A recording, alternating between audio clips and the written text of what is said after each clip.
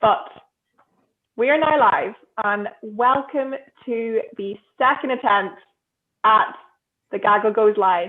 Peter, George, joining me today, and we are ready to answer any questions that you may have. We have a hello from Iran. Hello to you. Nigel Bard, hello from London. Thanks for joining us again, Nigel. I believe you're on our first live as well. George, how's the weather in Budapest these days? It's very, very grey and cold. You know, very grey and cold. Very grim weather. Well, Kira and I had lunch together today, and it was it's kind of like the worst possible winter day because it's like 0, you know, and that gets melting and it's dirty. See, what I like, you know, if it's be 5 and then everything evaporates, goes away, or -5 and then everything stays the same. But anything in that band is awful. And I'm sure it's the same thing in Budapest. Yeah, that's right. It's. I like cold with clear skies. Oh yeah. Oh, but that's what you don't get here in Budapest. You don't get clear skies. It's just grey. Everything has a greyish texture. And there's too much moisture in yeah, that. that's right, and it's kind of drizzling. Yeah, it's like day after day of this greyness. Yeah, and you. Hello from Pepik from Sweden, and we have a hello from Richmond, Virginia. Welcome to the chat, guys. George, is there any kind of big stories on your radar this week? Well, I think the big story so far has been the departure of Bill Barr, which we talked about a couple of days ago. It's clear that the magnitude of Barr's failure is quite extraordinary. I mean, he had you know, as a proper attorney general, he had the duty to inform the American public about an ongoing investigation into Hunter Biden's affairs. I mean, this was, you know, this is a presidential election. His father is the candidate of the Democratic Party. He could well, as the polls were showing, he was very likely to be the winner. He had a responsibility. He should have informed Biden himself about this investigation. He should have informed the president about the investigation. He should have informed congressional leaders about the investigation. He failed to do so. Well, but George, I mean, not to quibble with you too much. I mean, I agree and disagree with you at the same time. When he became aware of it, and I understand, we both understand it was in the spring, I think that yes, there was a way he could have approached the Gang of 8, some kind of defensive briefing with the Biden people. But once it got past the primaries, I think that, you know, he kept the rule. He kept the rule that Jim Comey wouldn't. Okay. No, I disagree completely. Jim Comey acted reasonably because everyone said no one questioned that it was proper to inform the public that Hillary Clinton was under investigation. That wasn't the issue with Comey. The issue with Comey, the issue with Comey was that he held that press conference. He had that press briefing, which wasn't his responsibility. But as far as the investigation of Hillary Clinton was concerned, that was public knowledge. We knew this from 2015. Yes, again, I agree and disagree with you. He made it clear after the original investigation that if there any further information became available, that he would make it public. Remember that, okay?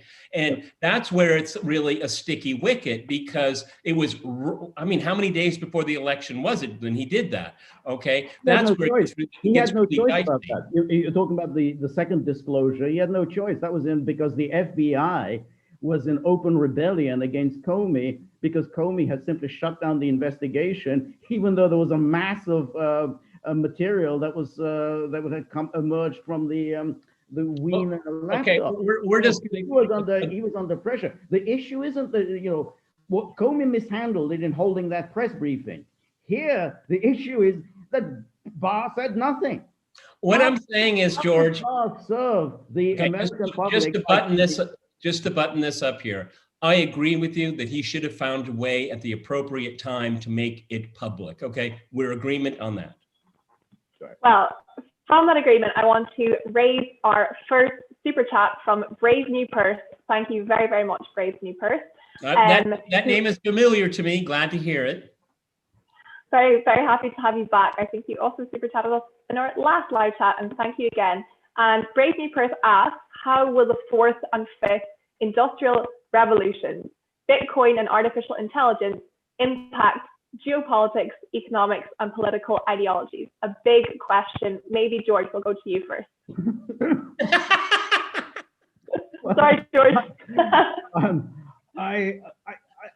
It's very hard to know at this stage. I tend to think that any emergence of any new technology has a potential for democratizing transactions, a potential for liberating people, giving them more freedom and autonomy, but it has the potential for the other way. And therefore, with Bitcoin, it could well be the case that governments will have even greater powers to monitor individual transactions. So far from it actually being liberating, it's actually going to give governments greater powers. The same with artificial intelligence, and that's why what we've seen with the merger, the democratization of the media, which is what the internet giants promised, what we thought we would have, that some of the information superhighway, everybody can join, everybody can exchange information. It's actually given the authorities, the central power authorities, greater control over people's minds and their expression. So at the moment, I kind of look upon these things with some pessimism after having seen what transpired in 2020. But who knows at this stage? Yeah, it's kind of like the idea of the internet is great, exciting, a level playing field. But if you own all the servers, then what's the freedom worth? Mm-hmm.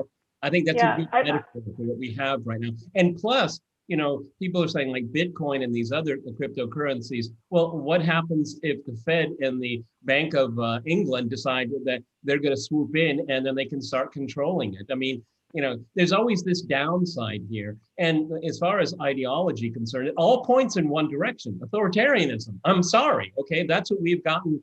George is right. 2020 is a benchmark year where if it can go wrong, it will go wrong, and it will radically go wrong. And there's not much you can do about it. Well, I think it's right that the internet started out with really great intentions of leveling a playing field, and also in terms of providing access to information to everyone, regardless of where they come from. Anyone with a computer can access information. It being like a great goal to equalize education and make it more accessible to anyone in the world. But as you both have pointed out, I think there has become this dark side, or there always has been a dark side to the internet, but it's become more potent, poignant,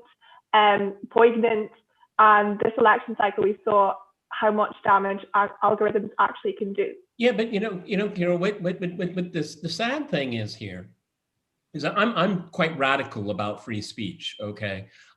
Because consumers, viewers, they can discern for themselves. And having these private individuals in these companies, these are not government companies, they're making a decision what is good, what is wrong, what is truthful, what's not truthful. That is the dangerous turn that we have found ourselves in. I mean, Jack Dorsey, I mean, do you have like multiple PhDs in like 15 different fields? I mean, are you really a wise person? And Zuckerberg, I mean, he looks like an avatar. And from what I can tell, he's completely dishonest with the public.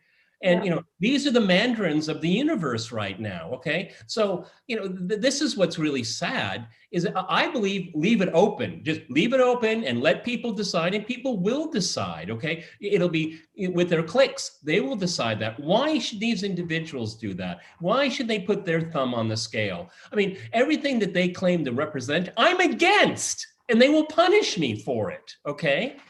I mean, that's what's really sad about it is that here I'm living in my little living room here, and my voice should have just as much value as Michael Bloomberg sitting in his palace, but online. That's what made us equal. Well, Okay, they're denying that. Yeah, that's the thing. I mean, that you have something called the public square. And remember, I mean, the Supreme Court had in the past ruled that if you have a one newspaper town, then the fact that the newspaper is privately owned, then in effect, and it exercises censorship, then in effect, this is a First Amendment issue. And therefore, so when you have this on a global scale, a handful of people control exclusively all public communication, then you got really very serious issues involved. And governments have a responsibility in the United States, in Europe, everywhere, to go after these internet giants because they're exercising censorship and they are denying, millions, the right to speak. That's absolutely essential. Just going off that, Peter, for 1 second, but let's just address one question that's in the same realm. Hernan Montoya asks, the synthetic left YouTubers are attacking Jimmy Dore for pushing universal healthcare. Another voice who's pushing something that is a big issue. What do you think about pressing politicians to force a vote on Medicare for all? Peter, do you want to take that one? Yeah, I mean, because I know the whole story of that. He's basically used his platform to challenge progressives to not to vote for Pelosi as the next speaker in the new Congress, and force a vote on Medicare for all. And I am absolutely for it, because at what point, and I say this to my progressive friends here, I mean, how long are you going to listen to the establishment Democrats say, not that it's not a good time. It's wait for the next election, wait, it's not the right moment. That's not a winning strategy. And if it doesn't pass, let's say the progressives do it and they don't, and they will be essentially silenced out of the party. But I mean, at one point in time, you have to stand on principle, okay? And I think Jimmy Dore is absolutely right, and he caused a huge stir on the left. It's basically put up or shut up, and I think he's right. Yeah. George, do you have an opinion on this one? No, I agree, with what Peter said. I think that if you're going to do, if you're going to provide a contrast and be a party and a movement on the left, then you've got to stand for something. You've got to have some principles. And simply standing on the principle, well, if it's not us, then it's Trump. And before that, if it's not us, it's Bush, which has really been their kind of operating slogans for decades, then, the Democratic Party really, stands for nothing. They're quite skilled at winning elections. They've mastered the art of that. But it's also a political party that doesn't really stand for anything. It certainly doesn't stand for working people. It doesn't stand for any kind of egalitarianism, any kind of social and economic equality. And so, absolutely, I think it's important to bring up these issues. What do we care for? Well, we care about public health, accessible public health to all. And if you can't, stand behind that, then what use are you other than getting a lot of rich fat cats into power? Particularly, and the media doesn't like to talk about this, particularly even the liberal media, because they are just an arm of the Democratic Party. Single health payer, that is like an 80-20 issue. I mean, Trump supporters are for it, okay? Republicans are for it, okay? But it's within the Republican Party, you just have this like 15% of these people in power. They're these crazy nutcase libertarians, okay? And they just love watching AOC and Nancy Pelosi fight it out, okay? Because for Pelosi, it's about power. It's not about the public good, okay? It's her ability to dole out, because she's a magnet for money. I mean, she's one of the worst Speaker of the House, probably of all time, okay? But she knows how to bundle money, okay? And that's, in agreeing with George, that's the skill they have. It's not their political message, it's their ability to bundle huge amounts of money from donors that will say, no health care, keep the unions down, keep peddling this stupid postmodernist ideology, et cetera, okay? It's not about politics, it's about power and money. But Fomer McFomer says that both parties stand for globalism and are made up of billionaires.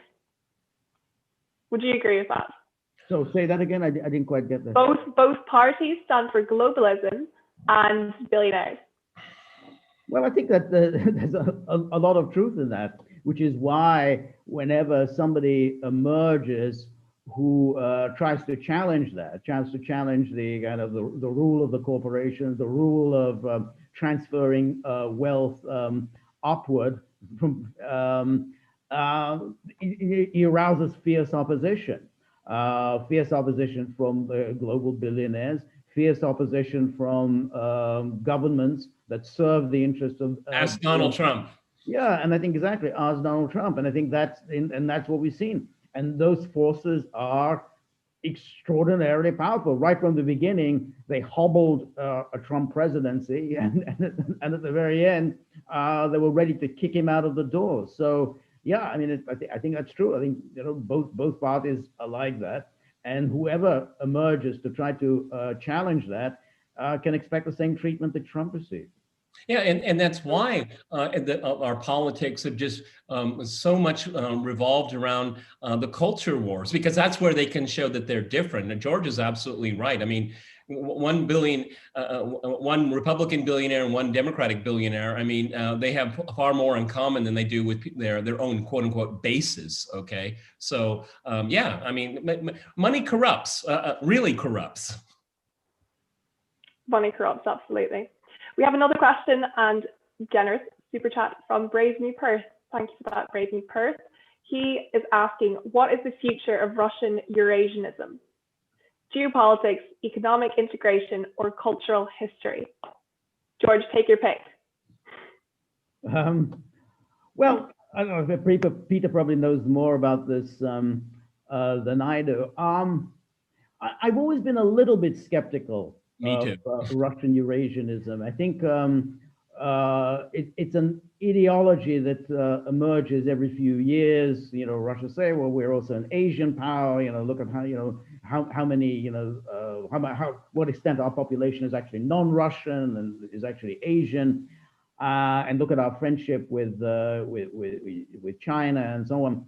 But I think Russia sees itself, as has always seen itself, as primarily a European power, and its interests are as a European power.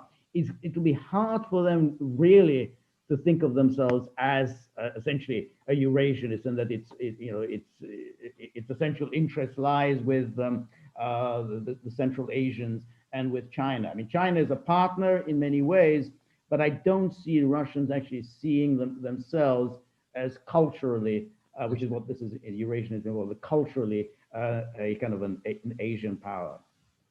I just add to that, George. I just add that also Russia is so gigantically diverse in terms of religion, people. I think it's impossible to generalize. Well, that's exactly the point, Kara, because I think at the end of the day, Russia is a civilization. I mean, that's what it's about. Okay, it's not about ethnicity. Okay, even though the majority, if we take this entire conglomerate, you know, probably the largest group would obviously be Russians. Maybe it wouldn't be the majority, but I don't think they think that way. There's, like George said, I mean, this was something the Bolsheviks played around with. Okay, even before the Bolsheviks, then the Bolsheviks had their version of it, and then you have this Dugin thing, and I just don't buy into it because I don't see Russia thinking in terms of they think in terms of their civilization, and if it's attractive enough, and it is attractive enough, then the naysayers are wrong. I mean, Russia is the second after the United States a destination for new immigrants. Russia, not the U.S. is number one. Russia is number two.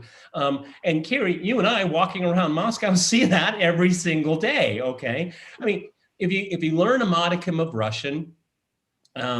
You play by the rules, don't and not like the nonsense they have in the U.S. I mean, you've got to have walking papers here. If you don't, oh, God help you. Okay, it's got to be legal, and you have to respect the culture. Okay, that doesn't mean you can't have your own cultural expressions and your own faith and all of that. But if you recognize the pillars of Russian civilization, it's called Ruski Mir. Okay, and if you recognize that, then Ruski Mir, the civilization, will protect minorities, their voices, their religions, and their customs. Okay, so seeing that being part of a multi-ethnic Asian empire, that doesn't cut any ice here with me. And in the 22 years I've lived here, people never talked about that. And one of the reasons why is because Russian liberals are racists. Okay, they don't want Eurasianism. Okay, they think that they're part of Europe, and they really lament that they're not greater integrated. And of course they blame Putin for that and all that. So it's a nice thing to peddle, particularly outside of Russia. And then a few people that just turned it into a cottage industry, and Western so-called pseudo-intellectuals pick up on it, and they run with it. But it doesn't have really real traction. We have another question from Vivek Vasan, who says, what's the future of Indo-Pacific strategy of controlling Chinese aggression under the Biden administration, and how do you see the future of Quad playing out? The future of what playing out? Of Quad. Quad. I'm not too sure what Quad is. Maybe if Vivek, you can elaborate on what is Quad. Quad is 4, right? Yeah. The future of Indo-Pacific strategy. Controlling Chinese aggression under the Biden. Okay, well, let's unpack the question. I don't see where the aggression is, number one. I think it's more, the question should be is how the United States and its allies are going to continue to have to deal with the rise of China. And that's what it's about. I mean, it's inverted, okay? China is a civilization, and you have to remember that China it's not the rise of China. They see it in a very different way. They call it the return of China. Okay, China's rightful place. Irrespective of what you hear in Western media is just really dumb. China wants to dominate the world. No, it doesn't. But it would probably like the world to come to it, because that's how they see themselves, the Middle Kingdom. Okay, now that may not sound very nice to Europeans or Americans, but that's how they see it. So there's a lot of aggression in the world. I don't know why people say China's aggressive. What wars have they fought like in the last 40 years? Okay, they haven't. And they don't want to. They're not interested in that. So, China is a competitor. It could even be deemed as a threat. But this is another form of Russia baiting. Everything the West does, claims everything the West claims Russia's doing, they're doing themselves. And a lot of things they claim that China is doing, no, they themselves are doing it. It's a form of projection. Yeah, I think so. And if one has complaints about China as an economic rival, China's trading practices, China's theft of intellectual property, China's currency manipulation. Okay, the West has legitimate grievances that they can air against China. However, the Chinese are just doing what's in their interest. I mean, the problem for the United States is that it has had an elite that hasn't protected United States interests. Right. I mean, the fact that, and this goes for Europe as well, the fact that there has been deindustrialization and the shipping of jobs overseas and the shipping of supply lines to China, that is the fault of primarily of US corporations and the US governments that did the bidding of US corporations, that instead of actually keeping this under control and saying, no, we cannot allow a deindustrialization of our country, too strategically important, we cannot allow our supply chains to be in China, they didn't do it. So you can't now turn around against China and say, oh, you've done this, this, and this. Well, you allow this. I mean, you weren't protecting your own interests. And Trump at his best moments, although he's certainly no friend of China, has said, the Chinese are doing what's in their interest, just like I'm supposed to be doing what's in America's interest as president of the United States. So you can't, some of this verbiage you get on Fox News, oh, the China's doing this, China's doing that.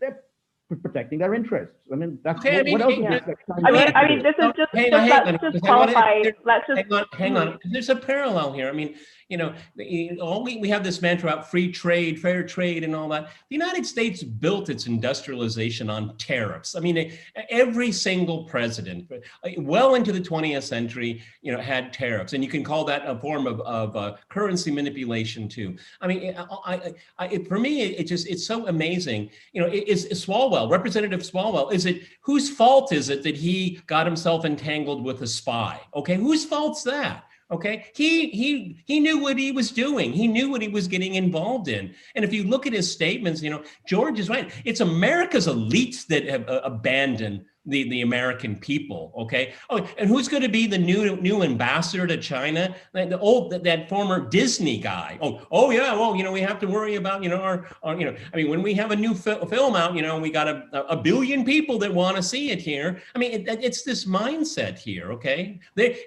China will take advantage of anyone in every single situation, as it normally should as a nation state. Yeah, just to get some clarification on the Quad question, the Quadrilateral Security Dialogue is an informal strategic forum between the US, Japan, Australia, and India, and that is what David was talking about. He also wants to know why, Peter, specifically, you are not critical of China's expansionist agenda. Where are they expanding? 19 countries. Where are they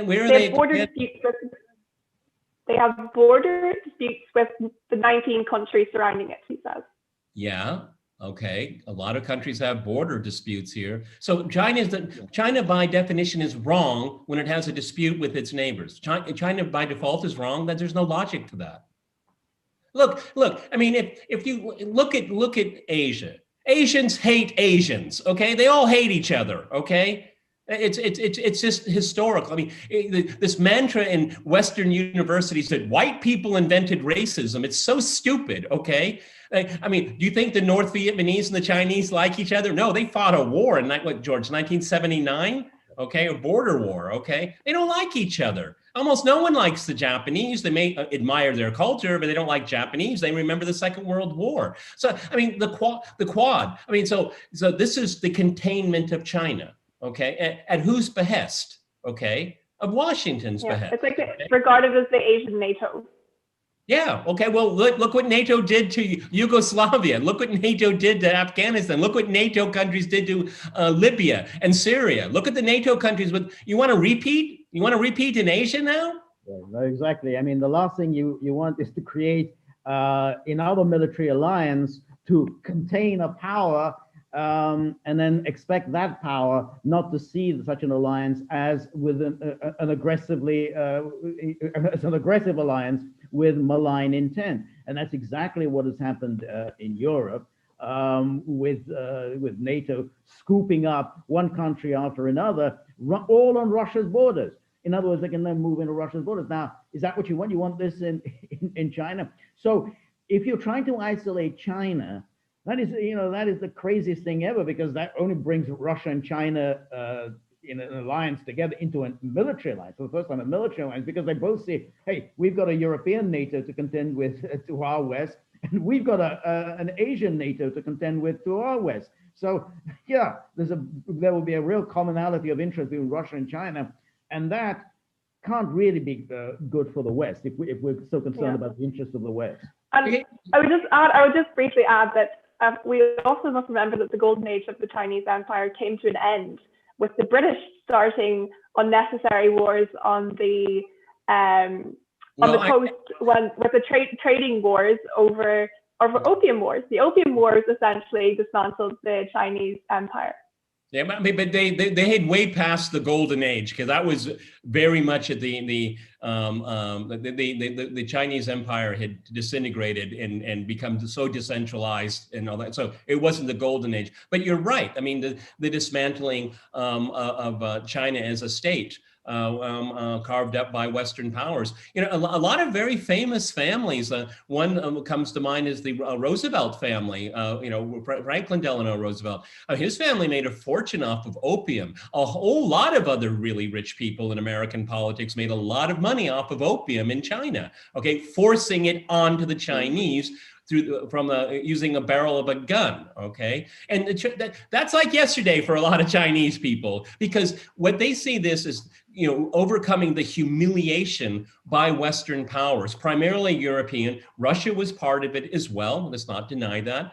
So, you know, they've got that a bee in their bonnet about that, and they want to return to where they think they rightfully belong. Now, George and I, because we've talked about it before, I'm not going to defend every single decision China does, okay, when it comes to human rights or the treatment of the environment, even its trading policies. It's called competition, okay? And one of the things I find really dangerous here is that, you know, the question was about containing China. It's always the military solution. It's the military solution. Well, there should be other tools in your tool kit to deal with this, because you know, China is just not going to say, well, we're not going to do, you know, we're doing primarily what you did to get to the top, okay? And now you're saying we can't do it, okay? Mm-hmm. Let's just pivot here, and George, pause your thoughts for 1 second, because I have ignored Mr. Jared Zelmer, who has sent us a very nice super chat. So thank you, Jared. And he just wants to go back to the US and ask, since it appears correction of US administration state can only happen from the bottom up, is it even possible? From the bottom up. Bottom up. Well, it is, you know, is it possible?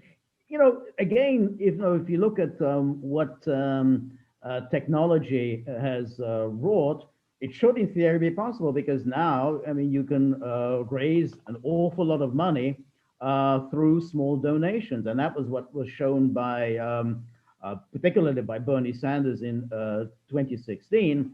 He didn't have the big wigs of the party behind him. He didn't have the big party donors behind him. They were all lined up for Hillary Clinton. He managed to raise an awful lot of money through small donations. And so in theory, it can be done. The question then is, well, what happens when you get to power? What happens when you win an election? And that I think we have the example of Donald Trump, which is, yeah, but you know, you got to get your hands around the federal government, and if the federal government basically refuses to accede to the wishes of the elected leader of the country, then it's going to get its own way. And you know, he can holler and shriek and demand this or that, declassify this, declassify that. I want this done. I want this so and so prosecuted. They're not going to do it. They're just simply going to actively resist, and they're going to be extremely nasty, working, you know, hand in glove with the media in order to damage and to discredit the leaders. So, you know, in theory, it should be possible. How you get your hands around that massive bureaucracy with its own agenda, that's a different case.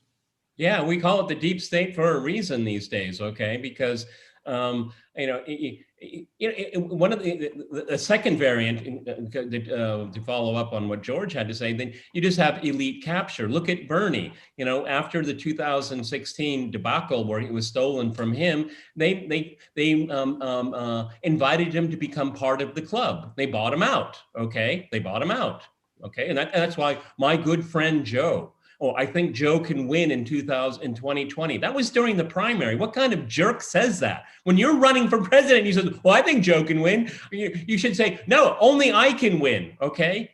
I mean, it's just bizarre. No, but because he was made a member of the club, okay? And that'll probably happen to, well, it actually has happened to AOC to some extent. I mean, she makes a lot of noise, okay, and she's not as stupid as Fox News likes to portray her. She's not. She's very savvy. She understands the internet. She knows social networking very, very well. I think she's very effective. I don't agree with her, obviously, but it's such a good question, because where's that point where you have a breakout, where you have breakout, and there's so many ways that they can crush you. Okay, so many ways, and it obviously discourages people. It's only got to get to a point where the inequality is so intense. Because when my first thought, and when you said that question to us, is that unfortunately in America will have to be through violence, and that means because the system cannot adjust to real public demands and interests.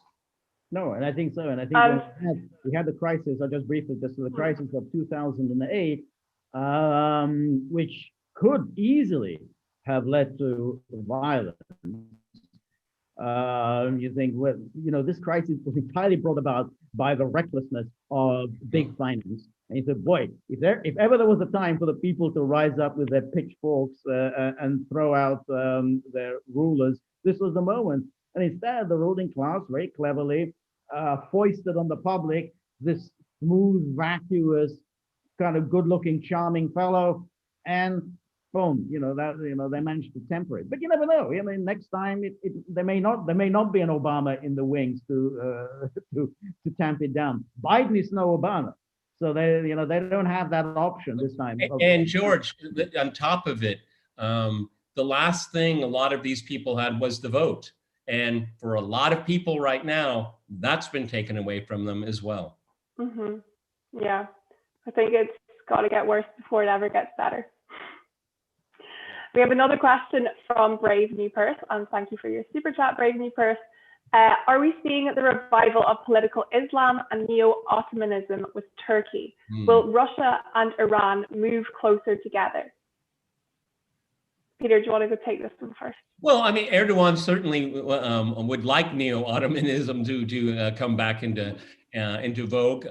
And we saw that with the recent conflict in Nagorno-Karabakh and the courting of Azerbaijan. And it's a very, very interesting story. Russia was able to mediate an end to that conflict, but nothing much has been really resolved. And Erdogan has shown that he can be a real troublemaker in many, many places at the same time. I think, yes, Russia and Iran have a good relationship. It could get closer, but you have to remember that Russia, Iran, and China, all three of them, as different as they are, all three of them very much jealously protect their sovereignty. George mentioned earlier, I think under the Russian constitution, Russia cannot become part of a military alliance. I mean, it can be part of a mutual assistance and things like this. It's very prickly. It doesn't want to fight somebody else's war, okay? And China essentially has the same approach. And I can remember, George, it was a few years ago when Russia asked for permission from the Iranians to use an airfield to attack ISIS in Syria, and I think it lasted like 3 or 4 days, and then the parliament said nope, we don't have foreign troops on our soil, even if they're our good friends the Russians, and they had to shut it down. That's how the Iranians are, and the Russians are very, very much that way too. But it doesn't mean that they don't have mutual interests. The way the United States constantly is putting sanctions on Iran, on Russia, we'll have to see what Biden is going to do. I mean, who knows what's on that laptop? It's anyone's guess what Biden's approach is going to be to China. I don't know. Right. No, I think that's right. I think all three powers have, unfortunate historical memories. I mean, relations between Russia and Iran are good today, but they weren't good back in the Soviet era. I mean, they still remember the second Satan. Exactly. I remember in the aftermath of World War II, Stalin set up 2 autonomous republics within Iran. The Bolsheviks have made, in the early days of the Bolshevik era, they made claims on Iranian territories, but that's in the past. And now historical interests bring them together. Same with, you were talking about the Chinese. I mean, the Chinese also have some unfortunate memories of Russia. Again, but that's in the past. There's no reason why to hold that against anyone. But if these people that around Biden decide, and this is what we were talking about the other day, they decide that they're going to try and create this crusade for democracy, an alliance of democratic powers, realizing human rights and democratic values, that's going to bring them into conflict with Russia, China, and Iran. And so when the three of them get together, that's going to be quite a formidable force. So that's why all of these plans like global NATO and the global alliance of democracies immediately come a cropper, because you're now creating the very powerful enemy that you were supposedly trying to thwart. And isn't it interesting, George, is that they have this this elite club of democracies and all that, but the only thing that the only thing that keeps them together, it's not democratic values, it's thinking in terms of solving problems through the military. I mean, it's always the military. I mean, it's one hammer, one big hammer that only sees nails. Okay, and we've seen NATO's appalling record since the end of the Cold War. So, and also, you really want, and this is what I say to policymakers all the time, when you have these entangling alliances, okay, so, why should a farmer in Iowa be told, that, well, Australia is backing the Philippines over their claim of a Chinese island? I mean, what does the farmer in Iowa have to do with any of this here? Why do we get involved in this? Oh, and I think I remember correctly, it's called the South China Sea for a reason. Okay, well, the Chinese are not making islands in the Caribbean. Okay, I don't think they're making an observation post in the Pacific watching San Francisco. Right. Yeah, but I think you guys maybe might agree that this is all hinged on terms of having an other to define oneself from. It's all to do with otherness. Having others is what makes these treaties function. Well, I think that's there clearly is something to that, and I think that kind of Manichaeanism that pervades U.S. foreign policy is very powerful. I mean, people thought, oh, that'll come to an end with the end of the Cold War. It didn't, and it's like the United States had kept inventing new enemies. So Cold War comes to an end. Suddenly the new enemy are the Serbs. We spent a decade fighting the Serbs. Then that was over, and then it was the global war on terror. Then we had Russia came back on the scene again. Russia is now Saddam. Yeah. New Hitler. Exactly. Saddam was another one. So new Hitler. Exactly. So there's always somebody who is the enemy. I mean, and of course, it justifies the existence of this gargantuan military budget, and then of course the vast superstructure of think tanks and lobbying organizations, and which keep the Washington pot boiling, and clearly see themselves as coming back into power with the Biden people. It's a huge grift. I mean, look, everybody. Since we're talking about Asia, think about Japan. That's a very rich country. Let's think about South Korea. That's a very rich country. Look at Australia. That's a rich country. I mean, deal with your neighborhood, okay? Because if you always have this moral hazard, the slippery slope here, so you're in Australia, well, the Americans will take care of it. And the Japanese, well, let the Americans take care of it. Well, nobody asked the American people if they want to adjudicate through military force a dispute between China and Japan. I mean, Why? What is the? I mean, these countries are not besieged. They're extremely rich countries. Why the United States has one soldier in South Korea is a mystery to me, other than a grift. It keeps a lot of people in well-paid jobs. Okay, and the new defense bill. It passes without any public comment, and they still can't get a stimulus package for an average worker in America that was put out of work, told not to work, told you cannot work. And they spend about almost $800 billion like that. Oh, and the Pentagon says we need more money because of COVID. Whatever you want, it's yours. Okay. That 800 billion is a ridiculous underestimate, because they don't count in that budget the money that is spent on nuclear weapons, because that's part of the Department of Energy appropriation. They don't count all of the intelligence money that goes on the NSA, or the VA, CIA, all of that. That's a different budget.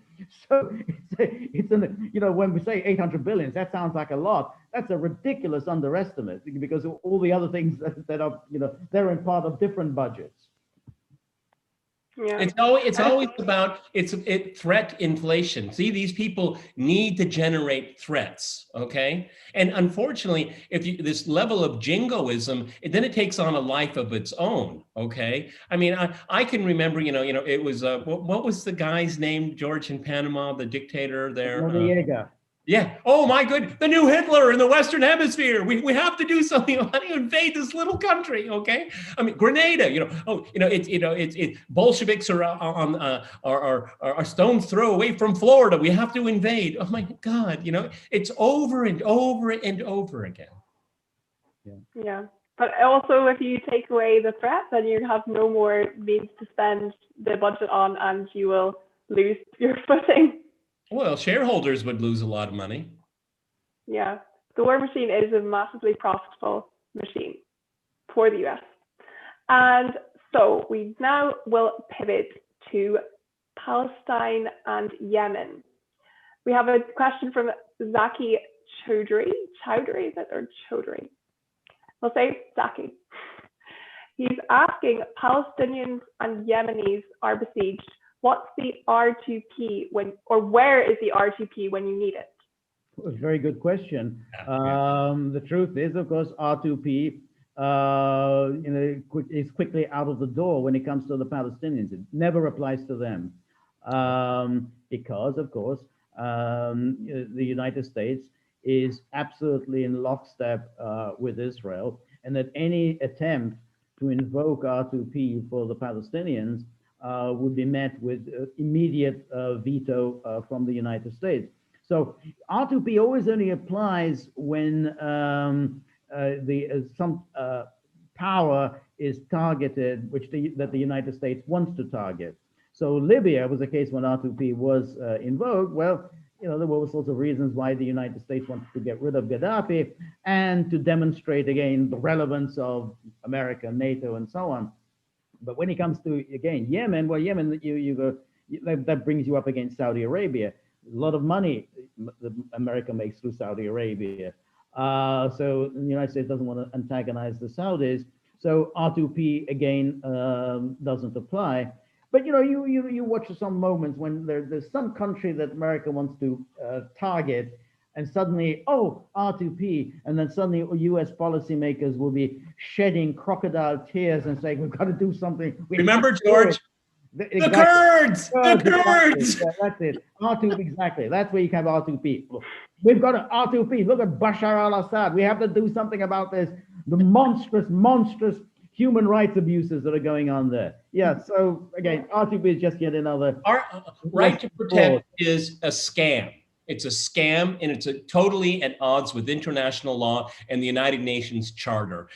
Samantha Power, this is, a hack journalist comes up with this, and it sounds so beautiful, doesn't it? It sounds so nice, right to protect, okay? No, it's used to subvert international law and destroy the sovereignty of countries. And since we're talking about the Palestinians, the disgrace that happened under the Trump administration is that the U.S. has never been a fair arbiter when it comes to that issue. But I mean, Trump went to the extreme, basically saying, the Palestinians, well, it's not a problem because they don't exist anymore. They assume that they no longer exist. And there was, I think it was in 2002, there was a Saudi peace plan, and it was this, that Israel would kind of deal with the Palestinians. It would be a Palestinian state that would be defensible, would have a sense of sovereignty and the ability to protect itself. And in turn, every single Arab country would recognize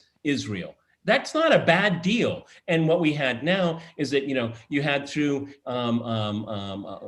conservative media that really infuriated me is that, all these peace deals in the Middle East, those are all scams. Number one, those countries weren't at war with Israel. Number two, the deal was recognize Israel, and you don't have to worry about the Palestinians. The Palestinians were always the issue there. And on top of it, look at the fine print, everyone. This is just another way to keep the US in the Middle East where it has no business being anymore. There is no strategic value. The Middle East holds no strategic value to the United States at all. As a matter of fact, it's a strategic backwater globally when you think about it. The world is awash with oil. You can't play that argument anymore.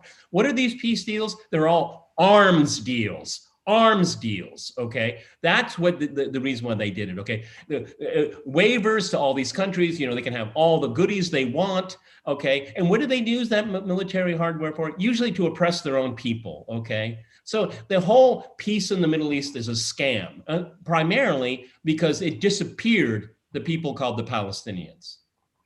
Let's just go back to the home front for a little second with a super chat from Patik68. Thank you very much, Patik.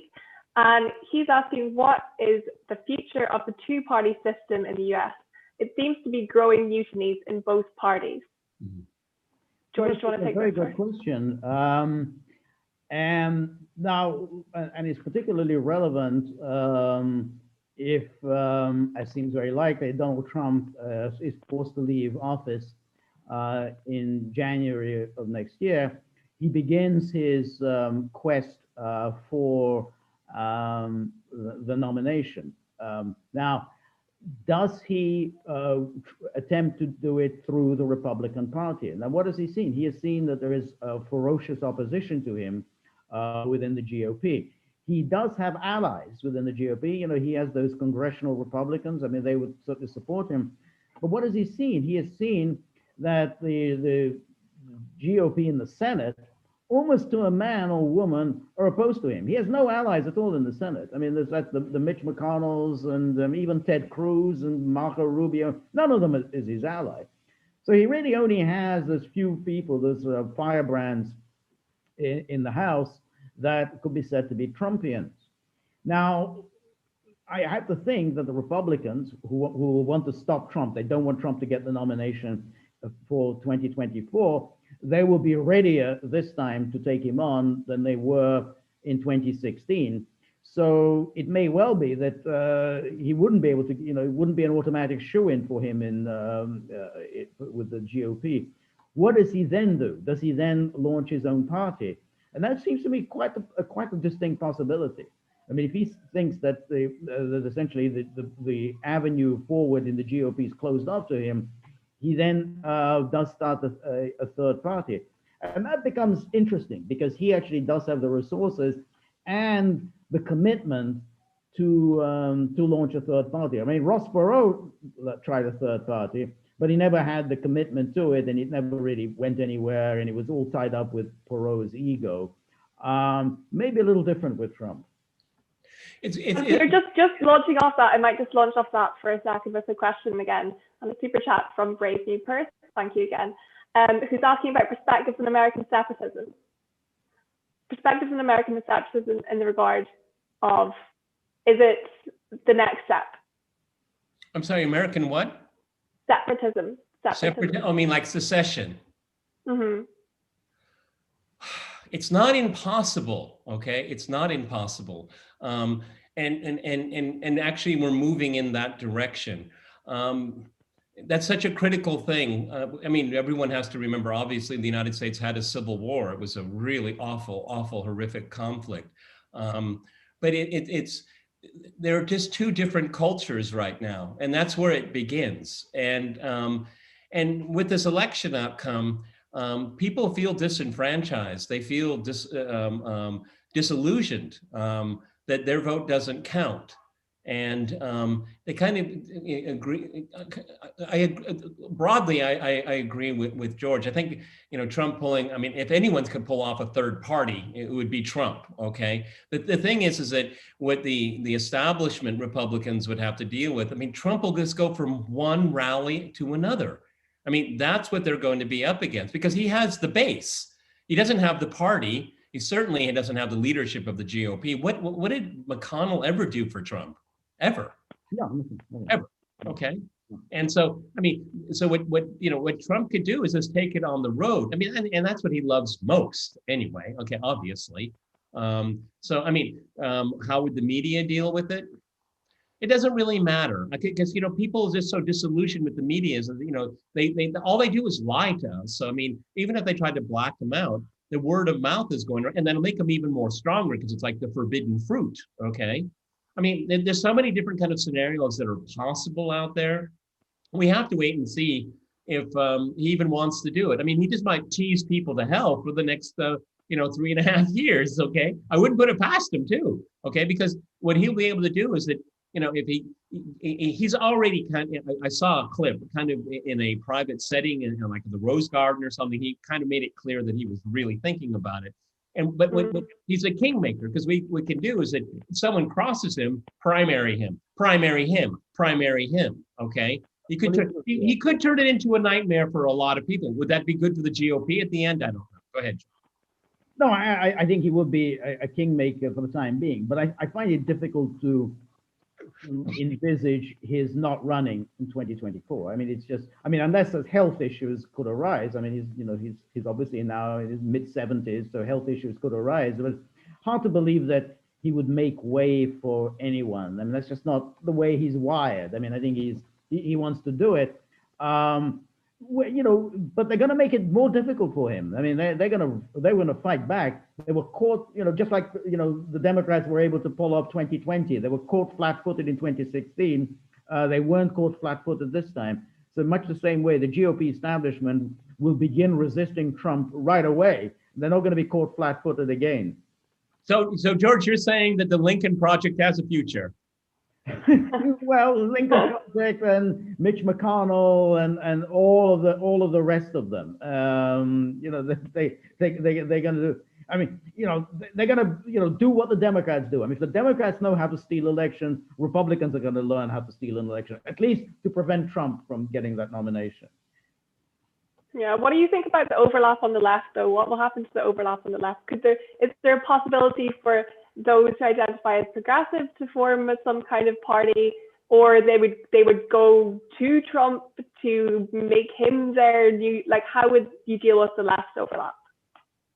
Well, I mean, the amazing thing, and I think it's a real sad testament. I mean, that a lot of populists that that like Trump, they actually have a lot in common with progressives, but because of the Trump brand.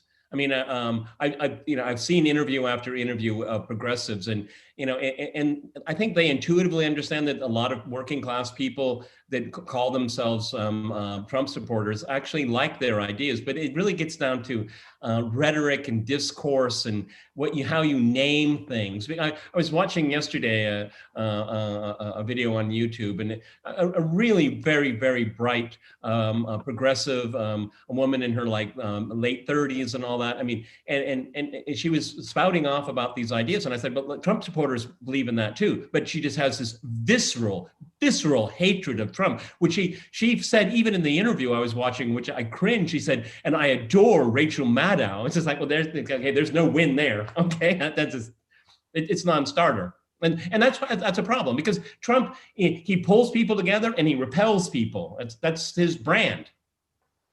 Trevor Hill says that there's not going to be a civil war. There could be a large separatist terror group that crops up, but the road between that and secession is still very long. George, what do you think about that? No, I think that's right. I just think that people are not going to talk to each other. Okay, I mean, and that's a cold secession. Okay. Yeah, no, I think that's right. I think secession is a very big deal. I mean, you've got to be, you've got to really, there's a serious risks involved, precisely because of what happened in the middle of the 19th century. Um, but yeah, I mean, what you're kind of creating is a kind of de facto separation among the states. And I think you saw this in this litigation where you had the Texas lawsuit joined by 18 other states. And then you got on the other side, you've got the four defendant states. And then I think you had something like, I don't know, 17 states that joined forces with them. So you're kind of creating a de facto separation. And that's a real problem. I mean, if you're on issue after issue, the states just simply don't see eye to eye, whether it's on COVID and on shutting down economies. That more and more, I mean, it will be a de facto divided country. And I think that's where it could well be heading. We said it here first. Cold secession. I like that. It's a nice phrase. Okay. Cold secession. Yeah. Trademarked, copyrighted. Don't steal it, anyone. Vivek is back saying, is this difference in culture, has it always existed, or is it a new phenomenon? Well, yeah, that's a very good question, because there was a kind of a deep division, a kind of deep cultural division that manifested itself in the 1960s. And then when you had the election of Richard Nixon, and then the overwhelming re-election, it seemed like America had plumped for that kind of Nixonian, a kind of conservative traditionalist culture, as opposed to the other side with this, the three A's, I think: abortion, amnesty, and acid. So you had that division. America plumped overwhelmingly on one side. I think what's different now is that it's not overwhelming on one side. There it was something like 70-30 in favor of the kind of traditionalism. Now it seems to be 50-50, and it could well be even go over to the other side. And people will be soon embracing the kind of the non-traditional culture. I mean, it is so surprising that things now are acceptable that would have been just unthinkable 15, 20 years ago. I mean, America supposedly this socially conservative country, and all the things it now seems to be accepting. It's a surprising development, but it is now a kind of a 50-50 country, which it wasn't before. Yeah, but what has happened over the last 50 years with a vengeance is the rise of this professional managerial class. And they're very intent on reproducing themselves, and they're overwhelmingly on the left. So what they've been able to do is to invade institutions all across the board.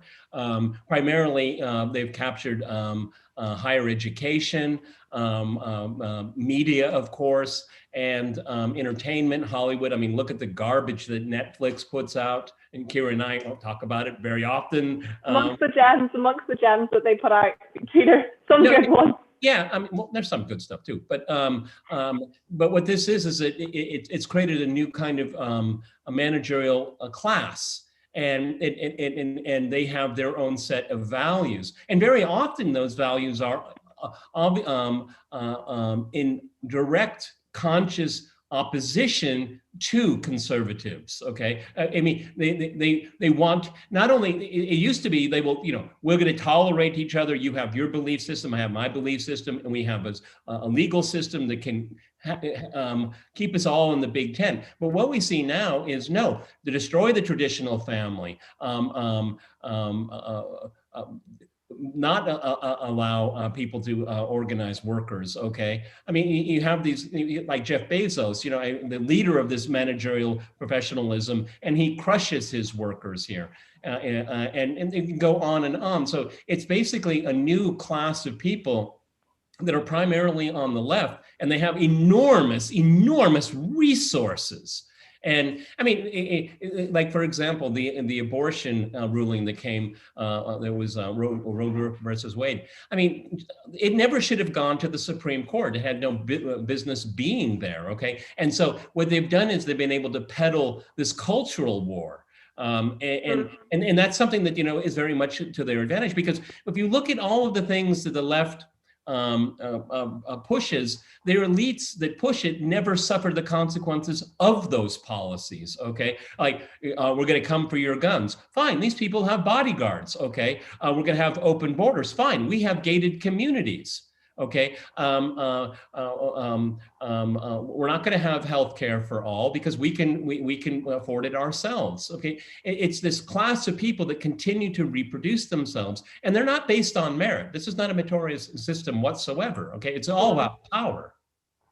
We have Eric Gatlin agreeing with us, saying that the 60s culture revolution combined with the deep state complete takeover via assassination made differences more dramatic.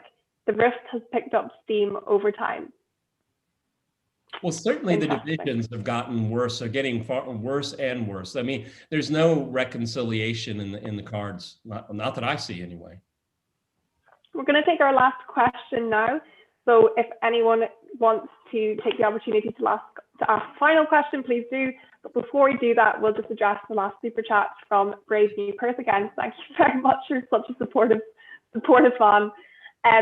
He's asking, why did Nixon agree to meet Mao in China? Very specific. Well, I think that was a case of... Brilliant. What was that? It was brilliant. Yeah, well, the reason was, of course, was a kind of a brilliant geopolitical maneuver.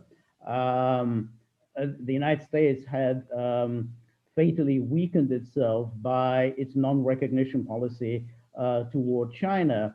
And it failed to see that that this would be to a great advantage to the United States to be able to be a kind of a power broker between the Soviet Union and China. However, you've got to keep in mind that at the time, China was a very weak power. I mean, China had nuclear weapons, but it was a very weak power, and therefore it was in no sense, it was in no sense a balancing force against the Soviet Union. I mean, what Nixon did, I think, is just to highlight the splits within the communist world, and so he would say, okay, well, it really isn't a monolith, and that therefore at some point this will weaken the grip of the Soviet Union on the sort of the world on the global communist world, because here now we have China.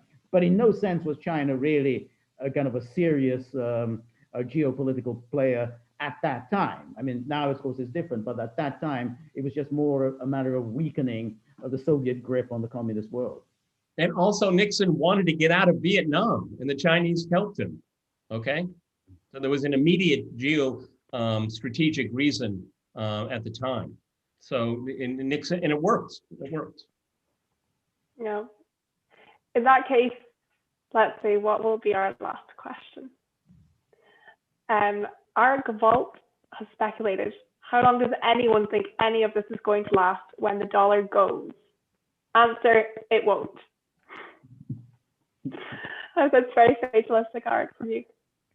But he says, let it implode, then rebuild, full stop. That's how it goes. Well, this is the question. Oh, actually, it's a joke question. Sorry, Peter, it's a question for you. Does the dog weigh more than 10 kilograms? No. If not, then it's a cat. He's 3.5 kilos.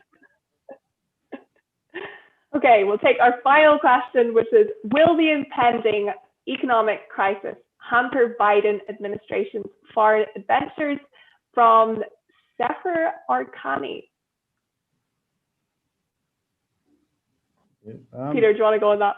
Well, yeah, I think that, depending on what happens in Georgia on January 5th, if the Republicans prevail, the only recourse that Joe Biden is going to have is foreign policy, and considering the people he's surrounding himself with, I dread what he's going to do, because he will not be able to have any major domestic agenda. He can do just so much with executive orders, but foreign policy, and considering most of the people around him are hawks and neoconservatives and all the rest of them, the only impression that his administration is going to be able to make, and a negative one at that, in my opinion, will be foreign policy. So that's kind of a gloomy prognosis. But I mean, if the Republicans prevail in the Senate, it's just going to be Republican obstructionism from day one. They're not going to do anything. Joe says, he's going to be able to talk across the aisle. He's crazy. He's always been crazy. Yeah, no, I think that's right. I think that even if the Democrats do capture both of the Senate seats, Biden will be severely hampered in his domestic agenda because he really doesn't have a mandate. I mean, there's already a cloud over this election. Awful lot of people. You saw this in the hearing yesterday in the Senate. Just how many? Again, these are senators. These aren't the Republican firebrands in the House. These are senators. How many of them expressed skepticism about the result? They said this result makes no sense. So he's got this already shadow over him, and therefore, since he didn't get a mandate at the election, what else can he do other than the sphere where he's pretty much beyond any kind of legislative control? He can do what he likes, and that's why I think foreign policy will be where he's going to try and make his mark. I mean, apart from anything else, I mean, to the extent that he's still in corpo mentis, this is his bailiwick. This is the sort of thing that he's always been interested in. Absolute disaster in every way, but his particular interest. Yeah, his interest has a road record of just absolute train wrecks. Okay, so we're going to wrap it up with that question. Thank you, everyone who's joined us. Thank you to our super chatters for today. And I would also like to personally wish everyone a very happy Christmas. I'm going back to my home country this Saturday, so I'm very excited.